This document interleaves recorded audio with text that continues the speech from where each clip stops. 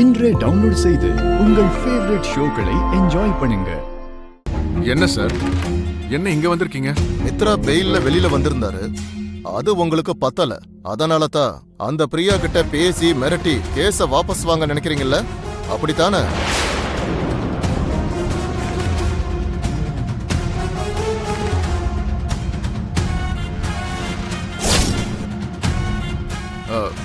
இல்ல சார், அப்படி யாரும் முயற்சி பண்ணல. உங்களுக்கு ஏதோ ராங் இன்ஃபர்மேஷன் வந்திருக்கு போல இருக்கு. நீங்க மிரட்டுறதுக்கு போன விஷயம் என்னவோ உண்மை.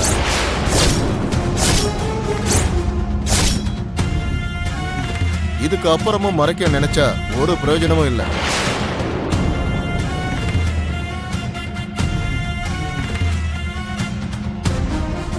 இல்ல சார், நான் உண்மையை தான் சொல்றேன். இங்க பாருங்க, உங்க ஒய்ஃப் அரவிந்தா பிரியாவை பார்த்துட்டாங்க.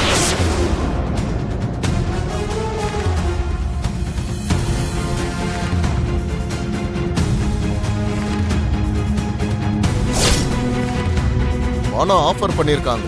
முடியாதுன்னு சொன்னதுக்கு கேஸ வாபஸ் வாங்க சொல்லி மிரட்டி இருக்காங்க. அந்த பொண்ணு திரும்ப வந்து கம்ப்ளைண்ட் கொடுத்திருக்காங்க. என்ன? திரும்ப வந்து கம்ப்ளைண்ட் கொடுத்தாளா? ஆமாங்க. நீங்க மிரட்டினா எல்லாரும் பயந்துடணுமா? உங்களுக்கு பாடம் கத்து கொடுக்கதான் திரும்ப அந்த பொண்ணு கம்ப்ளைண்ட் கொடுத்திருக்காங்க. என்ன மித்ரா, இப்ப நம்ம மறுபடியும் ஸ்டேஷன் போலாமா?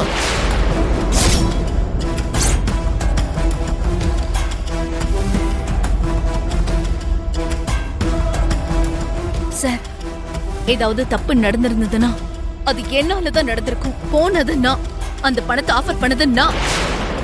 கேஸ வாபஸ் வாங்கிக்கோன்னு கேட்டது நான் தான். நீங்க அரெஸ்ட் பண்ணணும்னு நினைச்சா என்ன அரெஸ்ட் பண்ணுங்க. என் பையனை மட்டும் விட்டுருங்க ப்ளீஸ் சார். இங்க பாருங்க, இந்த கேஸ்ல முதல் குற்றவாளி உங்க பையன். பிரியாவுக்கு ஏதாவது பிரச்சனைனாலோ, ஏதாவது மிரட்டல் அவங்க ஃபேஸ் பண்ணாலோ, இல்ல அவங்களுக்கு ஏதாவது ஆபத்து ஏற்பட்டாலோ அதுக்கு முழு பொறுப்பு உங்க பையன் மித்ரா மட்டும்தான். நீங்க செஞ்ச விஷயம் அவரைத்தான் பாதிக்க போகுது. மிஸ்டர் மித்ரா, வாங்க போலாம்.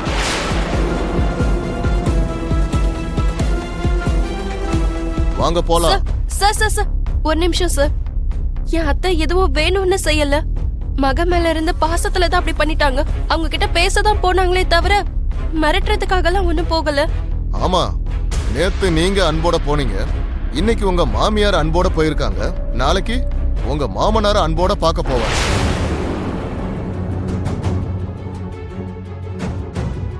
நீங்க எல்லாரும் மித்ரா மேல இருக்கிற பாசத்தால அந்த பொண்ணை மிரட்டினா அதெல்லாம் உங்க மித்ராவை தான் பாதிக்கும். உங்களுக்கு அது புரிய மாட்டேங்குது. அது இல்ல சார், தயவு செஞ்சு புரிஞ்சுக்கோங்க. அந்த பிரியாக்கு தான் எந்த ஆபத்தும் ஏற்படல. நாங்க பிரியாக்கு எந்த ஒரு கெடுதலும் பண்ணல. அந்த பொண்ணுக்கு அப்படி ஏதாவது நடந்திருந்தா உங்களுக்கான ட்ரீட்மெண்டே வேற மாதிரி இருந்திருக்கும். தப்பிச்சிட்டீங்க. மித்ரா, வாங்க. தள்ளி போமா. சார்